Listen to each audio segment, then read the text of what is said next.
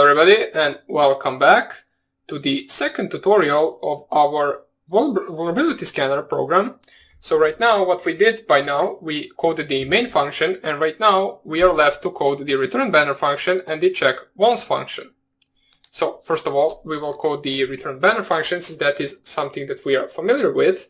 We used it in the previous video, so in the previous program, so let's just make it real fast. The function takes an input of the IP and also of the port. Then we put the two dots and we will run the try and except rule to actually check whether we can connect to that port or not.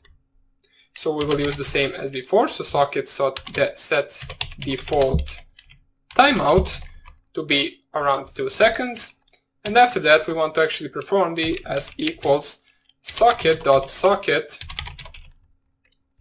and without actually specifying any other arguments between the brackets. So right after that we want to actually perform the connect function itself, so s.connect to the IP and to the port, so IP, port, and after that we want to receive the banner with the banner equals s.receive 1024 bytes. So after that all we want to do is just press return banner, and in the accept rule we want to just return. So this is the function that we already coded before. There is not too much to explain, it is same as before, so let us continue with our check vulnerabilities function. So def check once, which takes an input of banner and file name, so let me just check it right here, so banner and file name. Right after that we will use something that we didn't use before, which is actually managing files in Python.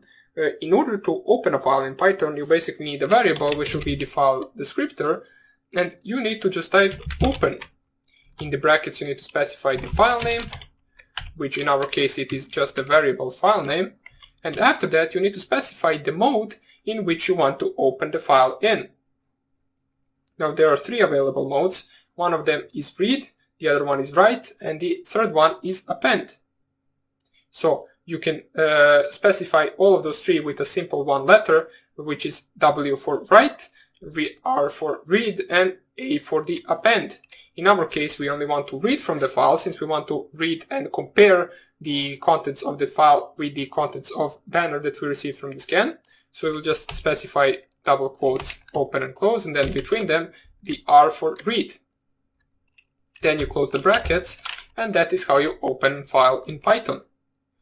Now we want to actually read from that file, but we want to read line by line, since we specified the vulnerability.txt file to actually have vulnerable software that are separated by each line. So let me just show you. If I just save this in a second, and here I have vulnerabilities.txt. If I nano the vulnerabilities.txt, here I have some gibberish, and in a third line I have the actual software that is running on Metasploitable 2 on port 22, so the SSH port. And we will then compare each line with the banner that we received from the open ports, and if they are equal, or basically if we find this to be in some kind of a banner, we will print that the software is actually invulnerable, and we will print it to the screen. So let us close this and nano back to our polscan.py. And now we want to use a loop which will basically say for line in file.readlines, open and close brackets. This is a function that we use to read line by line, and we will store each line in a variable that we named just line simply. We want to actually compare right now, so if line, and we want to strip out the new line characters, which is \n, and then between the double quotes, is in banner. So if this line dot strip the new line is in banner, we want to print server. So we will just type it right here.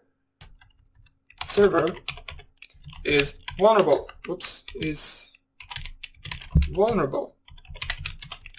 And then we want to print the actual vulnerable banner. So banner dot strip and then we will strip the new line so it doesn't present any problem to us.